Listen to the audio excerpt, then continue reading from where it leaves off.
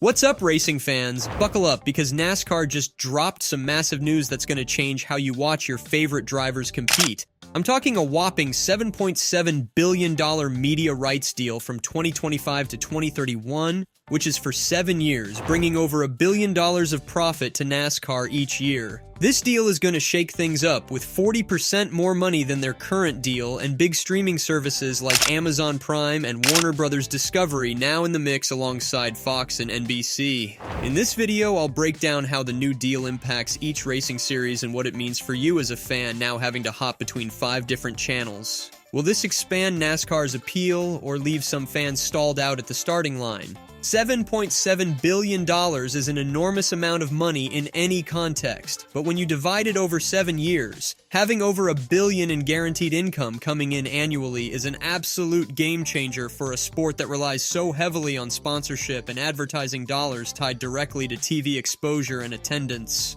While NASCAR still faces viewership challenges, especially with aging demographics, this deal confirms broadcasters see major value in their events and provides key long-term stability. Having fat guaranteed checks coming in yearly allows more investment across every level of stock car racing, while incentivizing new fans to get on board a sport overflowing in cash. And don't think this financial windfall is just lining the pockets of NASCAR executives. A condition of this revised media contract is that a higher percentage must be distributed amongst race teams compared to previous agreements. This puts more money directly in the hands of the drivers and crews we root for every weekend. We'll start with the top-tier NASCAR Cup Series, since that is where media and sponsors invest most heavily, and how this shakes up their traditional schedule. It is great news for hardcore NASCAR fans that Fox and NBC networks will still carry over live coverage for 2 chunks of Cup Series races like today. The familiar voices and production value we rely on today remain intact. Fox will broadcast the first 14 races of the schedule, including the legendary season-opening Daytona 500. Meanwhile, NBC takes over for the final 14 races, including the entire playoffs and championship run.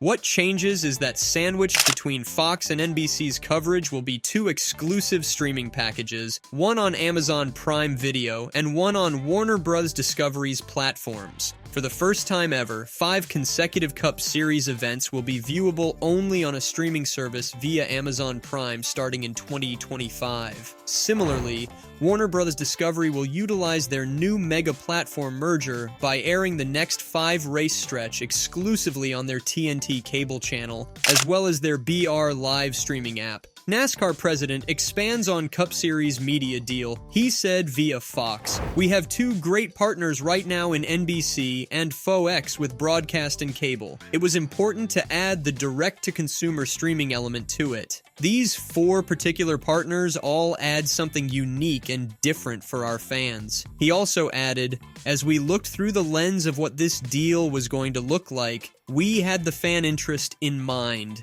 And not just the existing fans, but new fans as well. Having the 2 new players in Amazon and Warner basically splitting half a NASCAR Cup season between them shows the sport embracing digital and mobile viewers unlike ever before." These tech and media giants clearly believe they can attract strong audiences by leveraging exclusive streaming rights.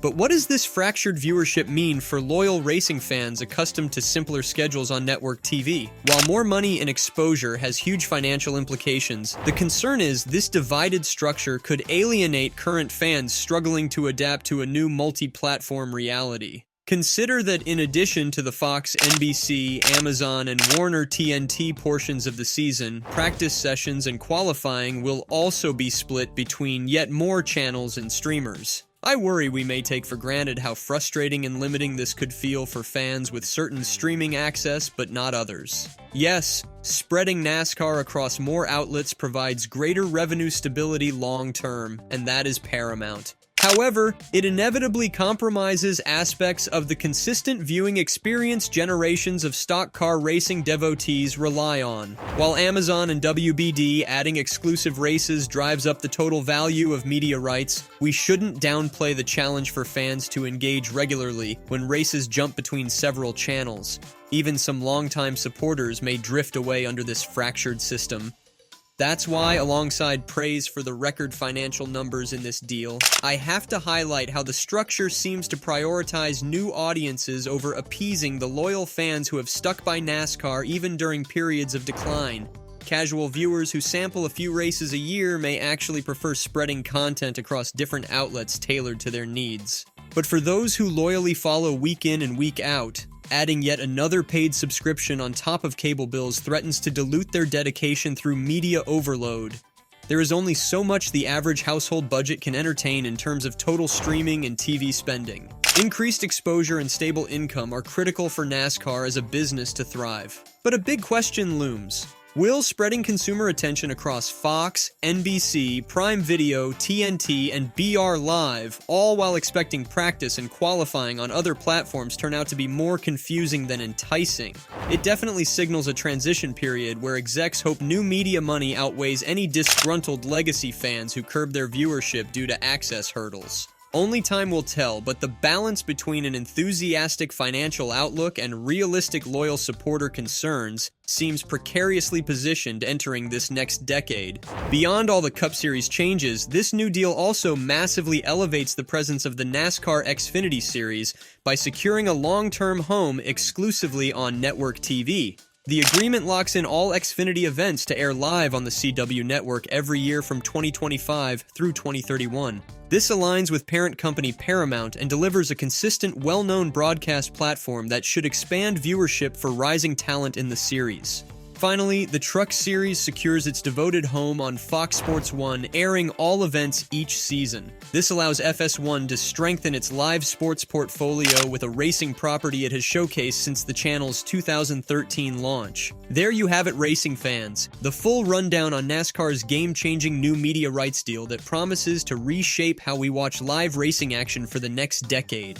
Between the record financial numbers and expanded streaming plans, this deal signals major changes that will impact everything from team budgets to how you can access your favorite races week to week. While bringing more eyeballs and investment into the sport carries plenty upside, I do worry the fractured coverage across 5 channels will frustrate loyal viewers and test budgets.